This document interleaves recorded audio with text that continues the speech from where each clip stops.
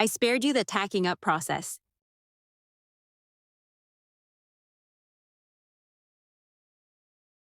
Okay.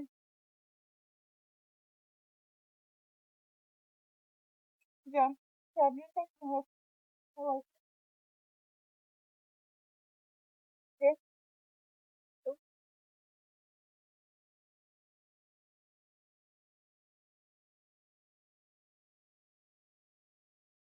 The way I avoid horses learning to just walk off as soon as the rider sits in the saddle is I ask them to hurry up and stretch. I So, ask them for lateral I flexion. did not I do bring your their nose chance to to see the different stages of my That's request the for next him to do when I first sit in the saddle. First, My body I leans do not forward. ask them to walk Then off my straight hand goes away. forward, and then I prepare to have to drive clueless about the stop. He responded at the hand forward. That's because it's the first stop in the new direction. I already eliminated the driving forward support. It's always important to recognize even the little examples of progress, not only so the horse feels rewarded in their try, Okay. but So so I ask you them to too walk get to off. kind of document that there is indeed progress. Yeah.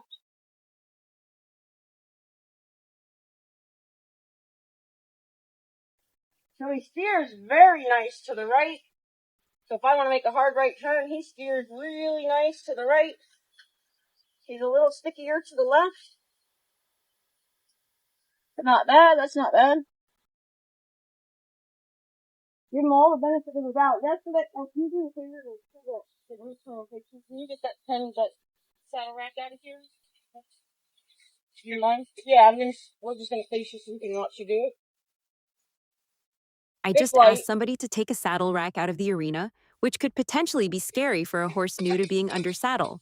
So instead of risking him having a hard time with it, we stopped, turned, and faced the potential scary thing and took an opportunity to watch. Sorry. It's really not that hard to help your horse learn to process things easily when you take the time during the beginning stages of being a riding horse, allowing them to see the different things that could potentially spook them when they're not knowing exactly where their leader is because they're still new to the idea that their leader is now on top of them.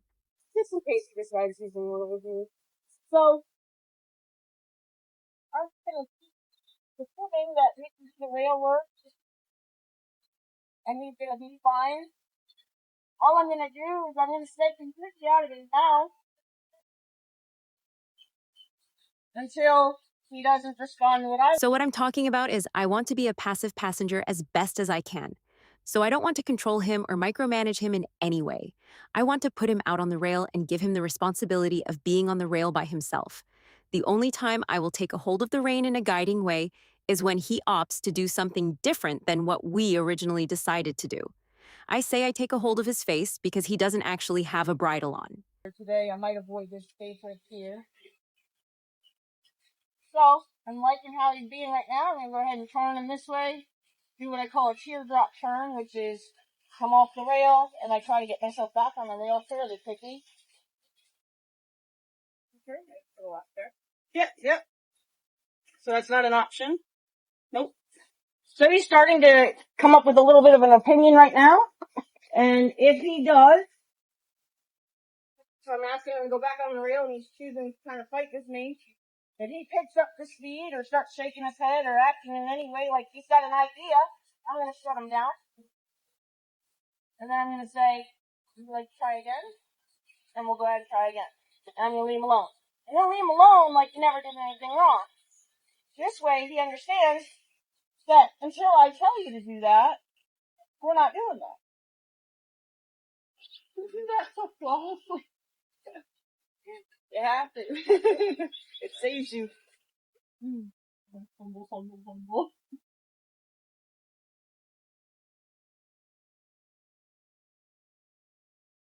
So I want to stay completely out of his mouth and give him the responsibility of understanding where his rail is and ask him to stay on his rail.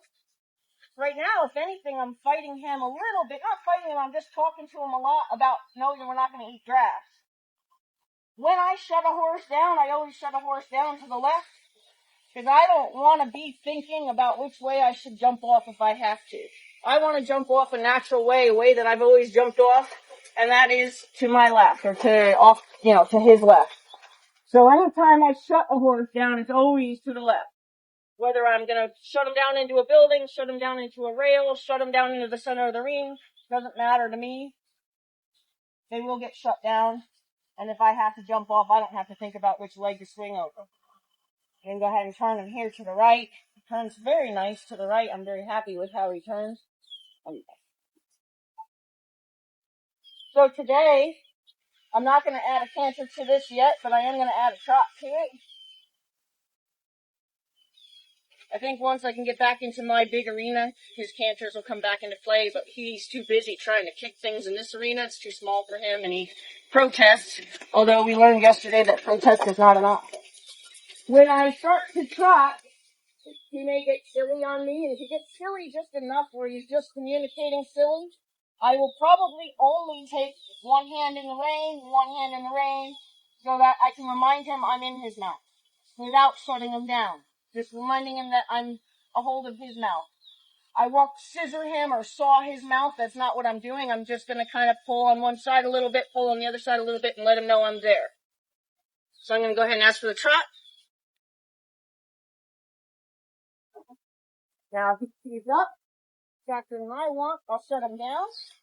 If he starts getting silly, I'll just bump him and let him know I'm in here.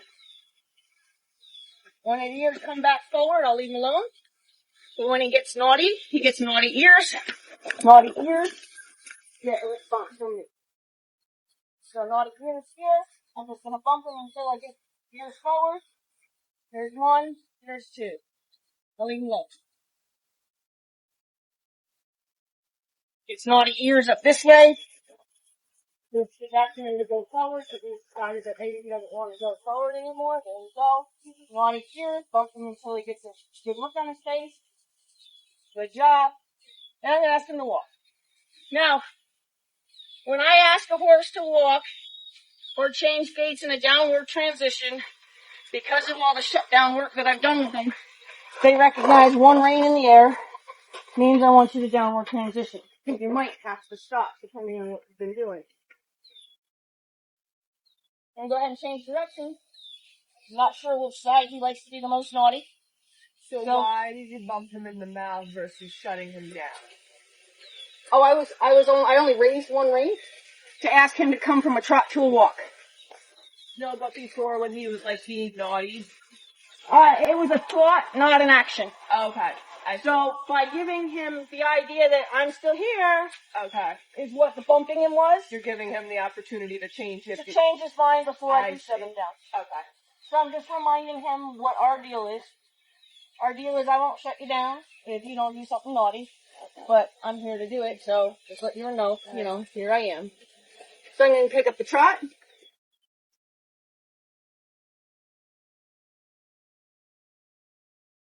He's thinking naughty here and might end up having to shut him down. We'll see. Okay, he decided that's okay. Getting a little naughty again. Ears went up. I'm going to leave him alone. Slow down a little bit and then leave him alone. Thinking naughty here. Just going to let him know I'm there. Good job. Leave him alone as soon as he changes his attitude.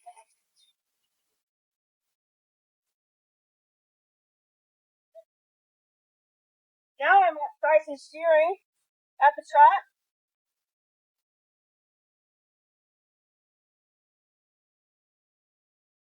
I'm happy with that for sure.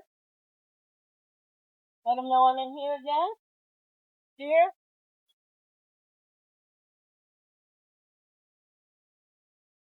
Very happy with him right now.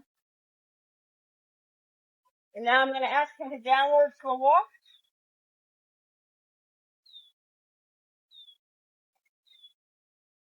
Can I ask him to hoe? Can I ask him to back up?